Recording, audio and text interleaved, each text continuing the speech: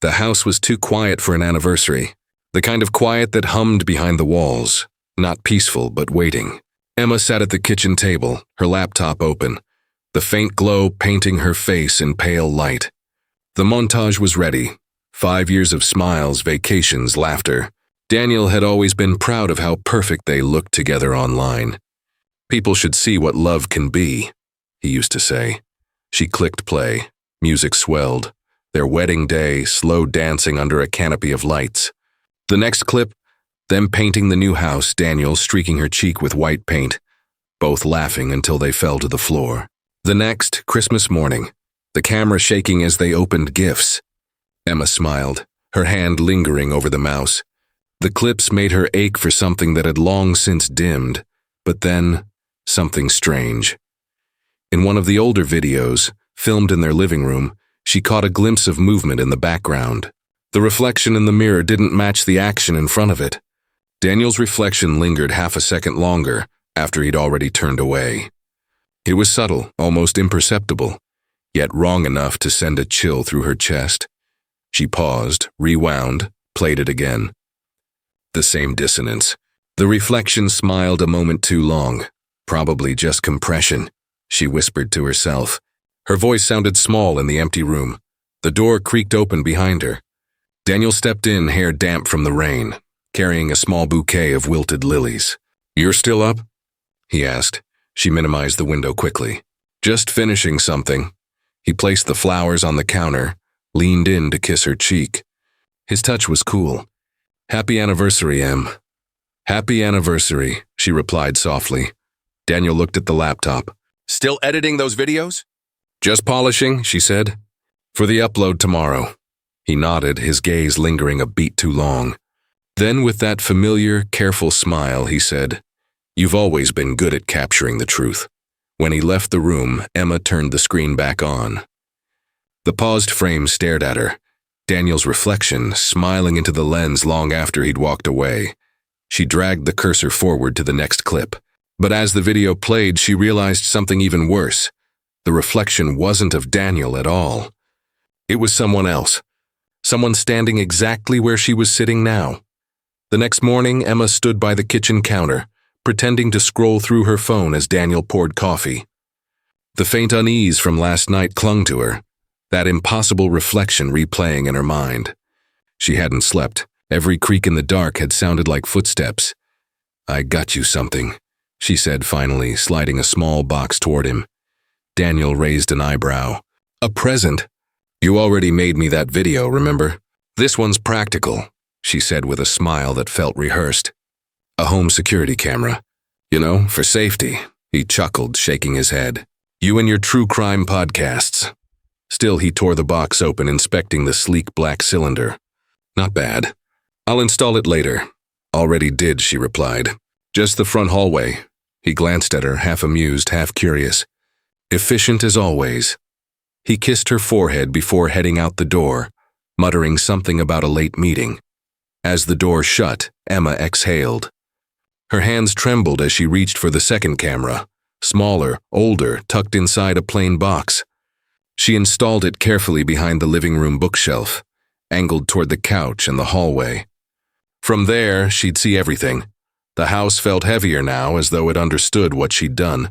She adjusted the camera, whispering under her breath, "Just in case." Her phone buzzed. Text from Daniel, "Running late tonight." "Don't wait up." Her stomach nodded. Lately, late had become his favorite word, always paired with the faint sound of a woman's voice when he answered her calls. She walked into the bedroom, the air still carrying his cologne.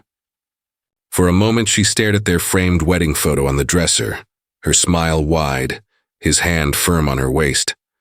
They looked unbreakable then. Now she wasn't sure if the cameras were to protect her or to prove to herself that she wasn't imagining the danger. Emma sat on the bed, opened the app, and watched the first live feed flicker to life. The lens blinked red, recording somewhere. Deep in the quiet house, a floorboard creaked. By the end of the week, the cameras had blended into the background of their lives, silent, blinking eyes that neither slept nor judged. To Daniel, they were just safety devices. To Emma, they had become something else entirely, proof. Every night, After he left for bed, she'd sit on the couch with her laptop, replaying fragments of their days. At first it was ordinary. Dinners, conversations, the clinking of glasses. Daniel smiling across the table saying he loved her. But when she watched closely, the warmth of his voice didn't match his eyes. In one clip, he laughed as she burned dinner. The sound was light, but the look he gave her when the camera wasn't in view, a flash of irritation, a silent accusation, made her chest tighten. Another recording showed him coming home late, his tone gentle, words rehearsed. "You worry too much, Em. I was with clients." He always had an answer, always found a way to twist her doubts into guilt. One morning, as she packed his lunch, he stood behind her, too close. His voice was soft, almost kind. "You don't trust me anymore, do you?" She froze. "It's okay," he said, brushing her hair aside. "You've always needed control." That sentence lingered in her head long after he left. When she replayed the footage later, she realized he'd said it while staring straight into the hidden camera, as if he knew. The more she watched, the more the recordings betrayed the illusion. His affection was mechanical, his apologies timed. Even their laughter felt staged. One night she caught herself whispering to the screen, "Tell me I'm not crazy." The camera only blinked red, unblinking and loyal. She rewound to the morning clip again. This time she noticed something she hadn't before. The front door opening 30 minutes after he'd supposedly left. The same coat, the same shoes, but Daniel never walked back out. Emma's throat went dry. She stared at the frozen frame, realizing the camera wasn't just recording their love story anymore. It was documenting its slow decay. The next evening, Emma sat in the dim light of the living room, the only glow coming from her laptop screen. The video from that morning played in an endless loop. Daniel in his office, pacing, phone pressed to his ear. She turned the volume up until the static hissed. Then she heard it again, faint, muffled, unmistakable. A woman's voice. Soft laughing. Emma froze. She rewound. Played it again. Slowed it down. This time she caught fragments of his tone. Lighter, tender. The way he used to speak to her years ago. "You make it sound so easy," he said, smiling faintly. Not the work voice. Not the voice of a man talking about spreadsheets and clients. Her pulse quickened. When Daniel came home, she was still sitting there, trying to calm her shaking hands. He tossed his keys on the counter, humming casual.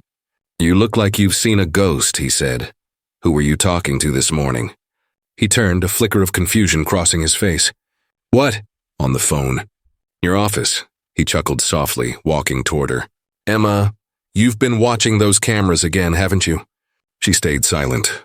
"You're imagining things," he said, kneeling beside her chair. "It's just background noise. The walls in this house carry sound weirdly. You know that." "I heard a woman, Daniel." His eyes hardened just for a second before softening again. You're tired. You've been anxious lately, ever since you put those cameras up." He reached for her hand, thumb brushing her wrist. "Maybe it's time to stop watching everything. It's not healthy." She wanted to pull away, but didn't. His calmness and the practiced rhythm of it made her doubt herself. Later in bed, he held her too tightly, whispering, "I love you. Don't let little noises ruin what we have." His breath was warm against her ear, but his words sounded rehearsed. When he finally fell asleep, she slipped out of bed and returned to the living room. The footage was still paused on his smile, the same smile he gave her when he lied. Emma pressed play again, watching the reflection in the office window behind him. There, just for a second, she saw a woman's shadow move across the glass, and this time the camera caught it too. Sleep had become a fragile thing for Emma, something that arrived only in fragments, broken by the hum of her thoughts. That night the storm outside rattled the windows, wind clawing at the glass. She stirred once around midnight, half awake, sensing movement in the room. But when she blinked into the dark, Daniel was beside her, his breathing deep and even. She convinced herself it was nothing and drifted back under. The next morning, sunlight spilled through the curtains, and Daniel was gone, already at work, his side of the bed cold. Emma moved through her routine like a ghost. Coffee, dishes, silence. Yet something inside her pulsed with unease. She couldn't name it until she noticed a blinking notification on the security app. Motion detected, 2:17 a.m. She pressed play. The footage began grainy, dim, their bedroom bathed in faint moonlight. Then movement. Daniel stood beside her sleeping form, perfectly still, head slightly tilted. His lips moved, whispering something she couldn't hear. For nearly 5 minutes, he didn't move, didn't blink. Emma felt the air leave her lungs. At one point, he reached down, brushing a strand of hair from her forehead, then straightened and simply watched. It wasn't affection in his expression. It was study, calculation. She replayed the clip 3 times, each worse than the last. The final time, she noticed something new. The faintest smirk as he turned toward the door, as if aware he was being filmed. Her fingers trembled over the trackpad. When Daniel came home that evening, she couldn't look at him the same way. Every smile seemed sharpened, every gesture deliberate. He kissed her cheek, told her he'd had a long day. She nodded, forcing her face into something resembling normalcy, but her heart hammered so loud she feared he could hear it. That night, she pretended to sleep. Daniel's breathing beside her was steady. But then she felt it, the faint creak of the floorboard near her side of the bed. Her eyes stayed shut, her hand gripping the phone beneath the blanket, thumb hovering over record. He whispered something again, just like in the video. Only this time she heard it clearly. "Stop watching me." By morning, Emma's nerves felt raw, every sound in the house a threat. The words Daniel had whispered, "Stop watching me," replayed in her head like an echo she couldn't mute. She needed to tell someone, anyone, before she lost her grip on what was real. Lena answered on the second ring. "Emma, you sound awful."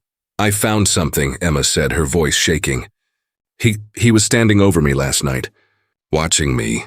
I have the video." A pause. "You're serious?" "Dead serious.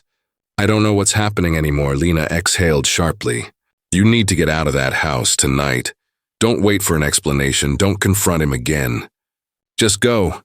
Emma wanted to believe that was possible, but the thought of packing, of pretending everything was fine while he stood in the same room, made her chest tighten.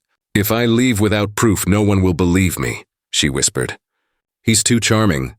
Too normal." "Then show me the footage," Lena said. "Send it to me right now."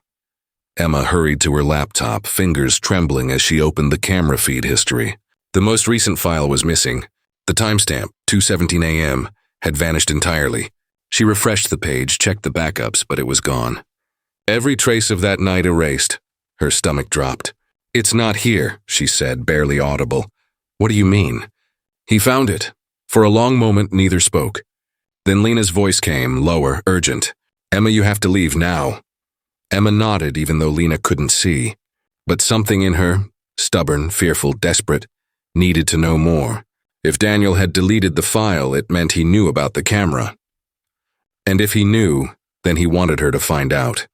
That evening, as the clock struck 7, Daniel's car pulled into the driveway. Emma closed her laptop and forced her hands to stop shaking. This wasn't just about being watched anymore. It was about who was watching who. The neighbors later said they heard shouting that night, muffled, fierce, something breaking. None of them thought to call the police. In their quiet cul-de-sac, Daniel and Emma Harper had always seemed like the couple who worked things out. By the next morning, Emma was gone. Daniel made the call at 6:43 a.m., his voice composed but trembling in all the right places. "My wife left sometime last night," he told the dispatcher. "She's been unstable lately, paranoid. Said she needed to clear her head. When the police arrived, the house was immaculate. No signs of struggle, no forced entry. Just a faint smell of bleach in the kitchen and a half-packed suitcase on the bed." Detective Aaron Marlowe stepped into the house around 9. He was a quiet man, sharp-eyed, patient. Years on the job had taught him that perfection was usually a cover for rot. "She ever disappear before?" he asked. Daniel shook his head, eyes red-rimmed but dry. "Never, but she wasn't herself lately. She thought I was spying on her. Said someone was following us." Marlowe nodded, jotting notes. "You argued?" Daniel hesitated. "I tried to calm her down. She got angry, threw a vase. Said she was leaving. I didn't stop her." The detective's gaze drifted to the shattered porcelain in the trash bin. "You clean up often after fights?" Daniel smiled faintly. "I like things tidy." In Emma's office, Marlowe noticed the faint outline of a camera mount on the bookshelf. Wires clipped, lens missing. He crouched closer. You said she thought someone was watching her. Did she mention cameras? Daniel's shoulders stiffened. She was obsessed with them. Thought I was hiding something. Marlowe scribbled again, his tone neutral. Was she? Daniel looked him dead in the eye. You think I heard her? I didn't say that, Marlowe replied. But your wife didn't just vanish. That evening, the detective replayed Daniel's statement. The timeline didn't fit. The neighbor's security footage showed Daniel's car leaving the house at 2:30 a.m. Not sexy like he'd claimed. Marlowe leaned back in his chair, studying the still frame. Daniel's car taillights vanished into the darkness, and behind the curtains of the Harper home, something else moved. A shadow. Faint but human-shaped. Detective Marlowe returned to the Harper house 2 days later with a warrant, and a gnawing sense that Daniel's performance of grief had worn thin. The man had stopped answering calls, insisting he needed space to process. Marlowe had seen that before. Guilt disguised as mourning. While officers searched the upstairs rooms, Marlowe sifted through Emma's office. Papers, receipts, a half-finished journal. Nothing unusual until he opened the back drawer of her desk. Tucked inside a tin box was a small, cracked memory card, barely noticeable beneath a pile of USB drives. He slipped it into his laptop. The file directory appeared almost instantly, corrupted but readable. One playable video, timestamp 2:17 a.m., but from the previous night, not the one Emma disappeared. The footage began with static, then sharpened, the kitchen dimly lit. Daniel knelt on the tile, scrubbing something from the floor. A red smear shimmered under the light before the mop erased it. He paused, looked toward the camera as if hearing something, then smiled, slow, deliberate, before shutting off the light. Marlowe's pulse ticked faster. He replayed the video, this time focusing on the details. The timestamp in the corner flickered twice, digits skipping. The sound was off too, distorted, as though parts had been removed and stitched back together. He leaned closer. There, a reflection in the oven door behind Daniel. Someone else moved in the background, a blurred figure standing perfectly still. The detective froze the frame, zoomed in. The outline looked small, feminine, but indistinct. It could have been Emma, or not. The footage ended abruptly with a single frame of static and a faint whisper, caught between glitches. You shouldn't have watched. Marlowe ejected the card, his jaw tightening. If Daniel had tried to erase this, he'd failed. But what bothered him wasn't the blood, or even the smile, it was the time. The recording predated Emma's disappearance by 24 hours, meaning whatever had happened to her had started long before she vanished. He pocketed the card, glancing once more around the quiet room. The bookshelf camera mount caught his eye again. Maybe Emma hadn't just been paranoid. Maybe she'd left him a trail. Rain drummed against the cruiser's windshield as Detective Marlowe sat outside the Harper home, replaying the last moments of the corrupted video in his mind.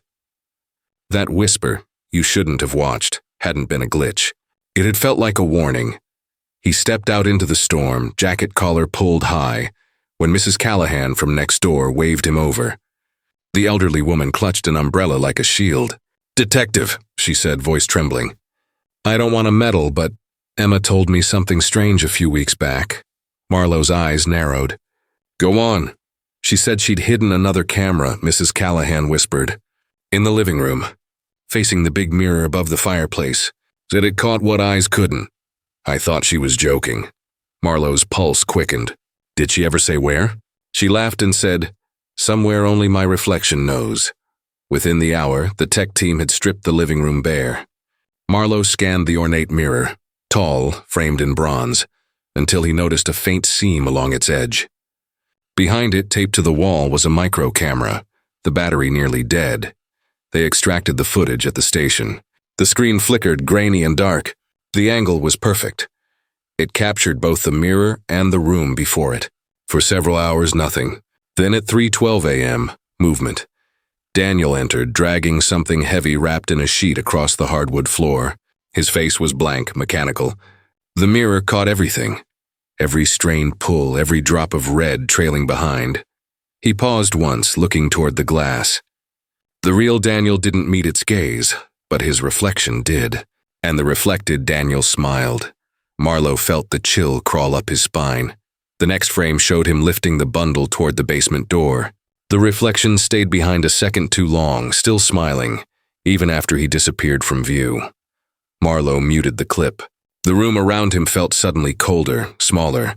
If this footage was real, Daniel hadn't just killed his wife. He'd known she was watching, and wanted her to see. The interrogation room was cold. The kind of sterile chill that stripped away all pretense. Daniel sat across from Detective Marlowe, wrists cuffed, his wedding band still gleaming faintly under the fluorescent light. He hadn't asked for a lawyer.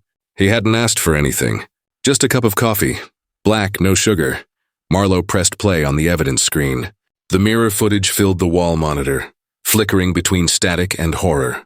Daniel's eyes followed it calmly, almost admiringly. "You want to tell me what I'm looking at?" Marlowe asked. Daniel smiled faintly. "You already know. You just don't understand it. Try me." He leaned back, exhaling slowly. Emma wouldn't stop. The cameras, the questions, the accusations. Every day she watched me like I was some animal. I could feel it, her eyes, her judgment. His voice softened. "She stopped being my wife and became an audience." "So you killed her?" Daniel looked up sharply. "I set her free." Marlowe's pen paused mid-note. "Free?" She was unraveling, Daniel said. The paranoia, the fear, it wasn't healthy. I tried to help her. I told her to stop filming, but she couldn't. She needed proof of something that didn't exist. He gestured toward the screen. That night, she said she was leaving. Said she'd show the world who I really was. I couldn't let her destroy what we built. So yes, I ended it. Out of mercy. Marlowe studied him in silence, then turned the monitor toward him again. "You call this mercy?" The video played. Daniel dragging the bundle, whispering Emma's name like a prayer. The reflection in the mirror, his own, smiling. Daniel's composure cracked, his eyes darting toward the screen. "That's not me," he muttered. It's not supposed to look like that." Marlowe leaned forward. "No edits this time, Daniel. That's your truth." For the first time, Daniel's mask slipped entirely. His voice dropped to a whisper. "You think I wanted to be watched? She made me." He looked up, trembling, eyes glassy. "But now she still is, isn't she?" Marlowe's silence was answer enough.